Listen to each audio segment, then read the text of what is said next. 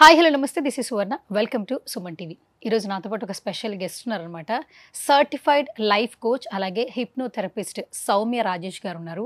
So law of attraction గురించి బోల్డని విశేషాలు ఆవిడ మాటల్లో అడిగి తెలుసుకుందాం. Hi ma'am.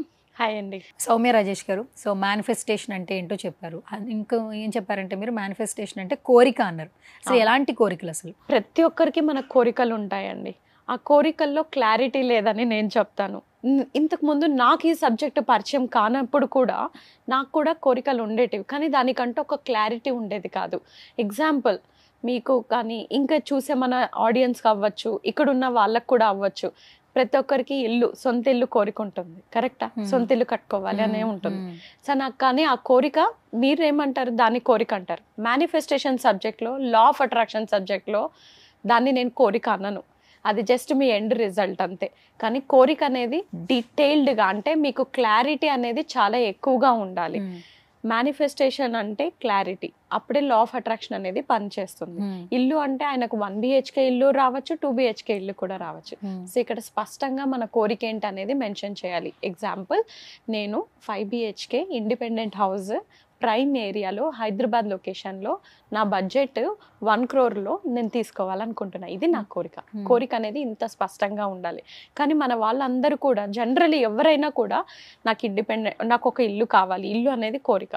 సో ఫస్ట్ ఒక బడ్జెట్ అనుకుంటారు, ఆ బడ్జెట్లోనే చూసుకుంటూ ఉంటారు. కానీ మీరు క్లియర్గా నాకు 3 BHK కావాలి, ఇంత బడ్జెట్లోనే కావాలి అన్నప్పుడు యూనివర్స్ అనేది మీకు ఆ కోరికని నెరవేర్చడానికి ఎన్నో ఆపర్చునిటీస్ని కలిగిస్తుంది. సో ఎప్పుడైనా మీరు ఏదైనా కోరిక కోరుకుంటున్నప్పుడు చాలా స్పష్టంగా కోరుకోవాలి.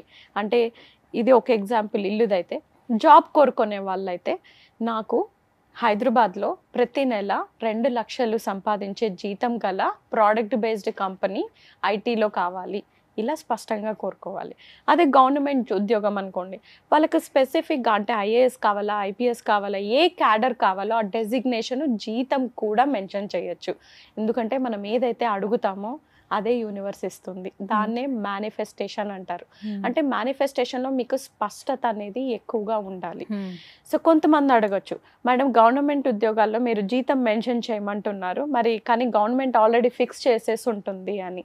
సో నేను వాళ్ళకి ఏం చెప్తానంటే, మీ కోరిక మీకు నిజంగా 50,000 కావాలి గవర్నమెంట్ ఉద్యోగంలో కూడా అనుకుంటే మీరు గట్టిగా కోరండి, ఏదైనా చేస్తుంది యూనివర్స్.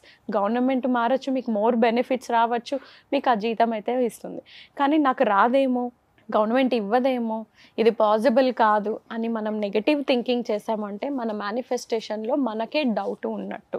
సో ఎప్పుడు కూడా మేనిఫెస్టేషన్ మీరు ఏ కోరిక కోరినా స్పష్టంగా, దృఢంగా, మీ సంకల్ప బలం చాలా గట్టిగా ఉండాలి. ఇది మేనిఫెస్టేషన్. ఓకే, అఫర్మేషన్ అంటే ఏంటి మరి? సో మనము తెలియకో రోజు, తెలియకో ప్రతిరోజు మనం మాట్లాడే మాటలే మన అఫర్మేషన్స్ అండి.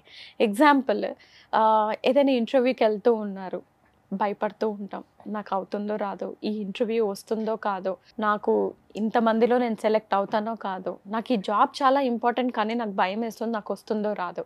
సో మీరు చూసారా ఎంత నెగిటివిటీ ఉందో. మాట్లాడే ప్రతి మాట అఫర్మేషన్ అంటాం. సో అఫర్మేషన్స్ అనేటివి మేనిఫెస్టేషన్ ఈ సబ్జెక్ట్లో పాజిటివ్ వాక్యాలు, ఒక చిన్న పాజిటివ్ వాక్యాలు. మనం ఏదైతే నెగిటివ్గా మాట్లాడుతూ ఉంటామో వాటిని పాజిటివ్గా మార్చుకొని పదే పదే రిపీట్ చేయడం వల్ల మన కోరికకు దగ్గరగా చేరుతామండి. అంటే నేను ఇంటర్వ్యూ అటెండ్ కాలేను, నేను క్రాక్ చేయలేను, నాకు అంత టాలెంట్ లేదు, నాకు లక్ లేదు అని మనం చాలామంది ఫ్రీ టైం అంటూ ఉంటాం.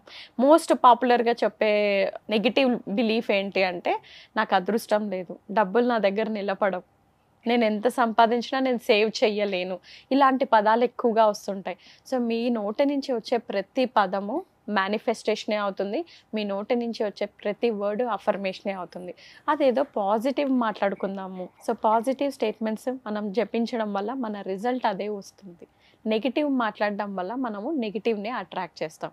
సో అఫర్మేషన్స్ ఎప్పుడు కూడా, నేను చాలా అందంగా ఉన్నాను, నేను చాలా కాన్ఫిడెంట్గా ఉన్నాను, నేను ఈ ఇంటర్వ్యూని ఎలా అయినా క్రాక్ చేస్తాను, నాకు ఇది ఖచ్చితంగా నెరవేరుతుంది, ఇలాంటి పాజిటివ్ స్టేట్మెంట్స్ చిన్న వాక్యాలే అండి, పేరాగ్రాఫ్లు ఉండవు. సో ఒక సెంటెన్స్లో ఉన్న వాటిని పాజిటివ్ అఫర్మేషన్స్ అంటారు. ఈ అఫర్మేషన్స్ మనం ఎందుకు వాడతామంటే, తరచుగా మనకు నెగిటివ్ థాట్స్ వస్తూ ఉంటాయి. మనము చేయలేనేమో, పరిస్థితులు ఎక్స్టర్నల్ అంటే నా చేతుల్లో కాదు, ఇదంతా కూడా బయట వాళ్ళ మీద ఆధారపడింది కాబట్టి నాకు డౌట్ వస్తుంది. ఇలాంటి టైంలో ఇలా నెగిటివ్ థింకింగ్ వచ్చినప్పుడు మనం వాడే అఫర్మేషన్స్, దీనివల్ల మీ ఆలోచన విధానం మారుతుంది. పాజిటివ్ వైపుకి మీరు అడుగులు వేస్తారు. మీరు పాజిటివ్ వైపుకి వేస్తున్నప్పుడు మీ యొక్క ఆపర్చునిటీస్, మీకు రావాల్సినవన్నీ కూడా పాజిటివ్గా మారుతాయి. Okay, done. Thank you so much Soumya Rajesh గారు. Such a lovely time and more useful information ఇచ్చారు ఇప్పుడు చేసిన మన ఇంటర్వ్యూలో. అండ్ ఇప్పుడు ఈ కమెంట్ సెక్షన్లో వచ్చిన ప్రతి కమెంట్ కూడా మేము కూడా సేవ్ చేసి పెడతాము. తప్పకుండా నెక్స్ట్ వీడియోలో వాటి యొక్క క్వశ్చన్స్ కూడా ఆన్సర్ కూడా ఇచ్చే ప్రయత్నం చేద్దాం. తప్పకుండా. ఫైనల్గా సుమన్ టీవీ ఆడియన్స్కి ఏం చెప్పేస్తారు? ఖచ్చితంగా లా ఆఫ్ అట్రాక్షన్ చేసి మీ లైఫ్ స్టైల్ ఎలా ఉండాలో మీరే బాధ్యతలు. ఎస్, నేను ఎక్కువగా చాలా గట్టిగా నమ్మేది ఏంటంటే you are the creator of your life. So మీ రాతని మీరే మార్చుకోవచ్చు ఈ యొక్క సబ్జెక్ట్తో. సో తప్పకుండా మీ రాతని మీరు మార్చుకొని అద్భుతంగా మంచి లైఫ్ స్టైల్ని అనుభవించండి. Thank you ma'am, thank you so much. Thank you.